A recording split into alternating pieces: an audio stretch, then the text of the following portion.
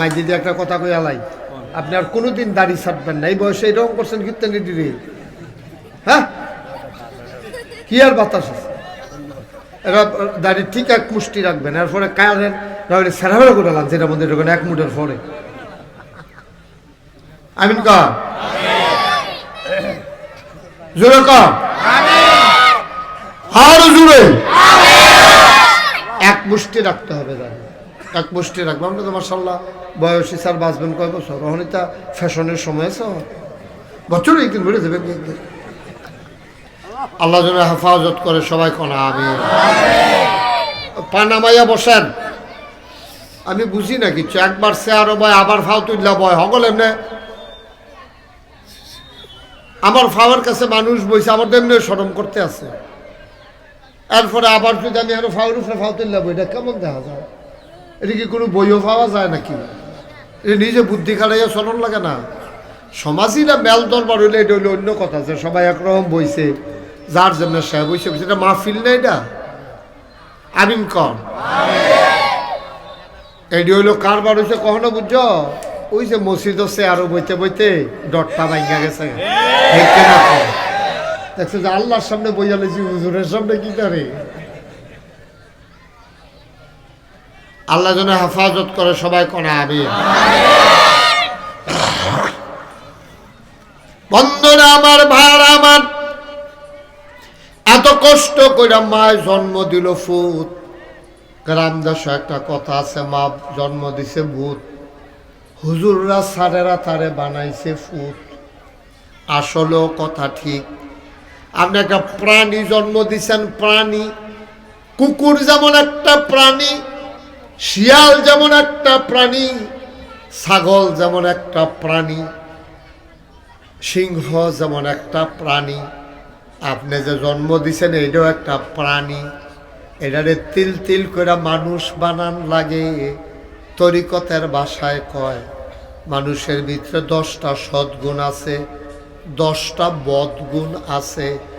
এই 10টা সদ্গুণ অর্জন করা, 10টা বদগুণ বর্জন করা। 10টা সদ্গুণ অর্জন করা, নিজের ভিতরে আনা, আর 10টা বদগুণ নিজের ভিতরতে বার কইরা দেওয়ান। এটি সবার ভিতরে আছে। ফির শাবক, লাট শাবক সবার ভিতরে আছে। এটি বার কইরা দিতে হইব বদগুণটি। যেমন মিছা কথা কন, চুগলখড়ি কন, গীবত করন, হিংসা করন, পরনিন্দা করন, পরচর্চা করন। এইটিরে মনেতে বার কইরা দিতে হইব।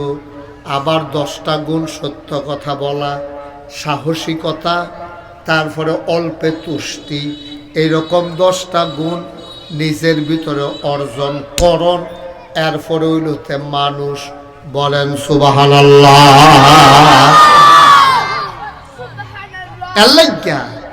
আল্লাহ তাবারক ওয়া তাআলা যুগে যুগে নবী এবং রাসূল পাঠাইছে। ও এ আমাদের নবী, শেষ নবী, উনি যখন দুনিয়াতে আইছে, এই আইয়া সেটা দেখে যে মানুষটি বর্বর, অসভ্য, এটা যা মনটা ধরে তা করে।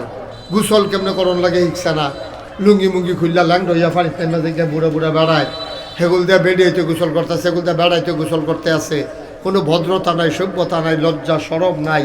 এরকম যার যেমনি এমনি কারবার চলতে আছে। তারপরে টয়লেট করতে আছে, কোদাল লইয়া বাড়িয়ে গিয়া কূপ দিয়া কারবার, সেটা আবার চাকাটা ঘুরে দিয়ে বাইতাইয়া পড়ছে। এই কারবারের ভিতরে যা কোনো সভ্যতা, ভদ্রতা, লেহাজ, তমিজ, আদব, কায়দা, এটা কিচ্ছু নাই। নবীজি আইয়া সেটা তখন এই মানুষটা আস্তে আস্তে আস্তে আস্তে বুঝাইতে বুঝাইতে এইভাবে টয়লেটে ঢোকা লাগে। ঢোকার সময় ডাইন ফাউ দিয়া ঢুকবা, বারণের সময় বাম ফাউ দিয়া বারুইবা। এরপরে গিয়া পেশাব করতে সময় যে দূর লুঙ্গি আলগি দিলে সারে, এর দূরে আলগি দিবা, টয়লেটের ভিতরে ঢুকা সেটা এরপরে উদাম করবা। এখন আমরা দেশের তারা আগে তো ফাঁস করছে না, অহনও কিছু মানুষ আছে দেখবেন পেশাব করবে বেড়া গাড়াত, ঘরের তো লুঙ্গি আলগি দেওয়ান শুরু করে। আসেনি এরকম অসুবিধা বেড়া না না না না, এটি নবীজি শিহাইছে।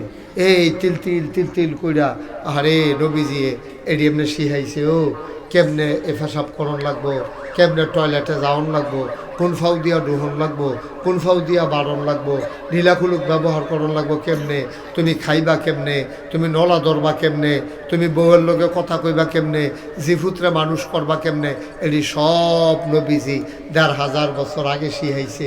কাফেররা আবার মস্কারা করে মুসলমানরা, কি রে তোরা নবী নেবিলে বড় নবী, এবারে নেবিলে সকলতে সেরা নবী, এবারে তোরা গোসল করবি কেমনে, এইটাই হিয়ায় টয়লেটে যাবি কেমনে, এটি বুঝি কথা, এইটানি নবীর কাম।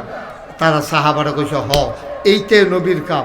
অকারে তিল তিল কইরা একেবারে ঘর থেকে শুরু করে রাষ্ট্রের সর্বোচ্চ পর্যায় পর্যন্ত নবীজি আমাদেরকে ইসলাম শিখাইছে। সুবহানাল্লাহ বলবেন না?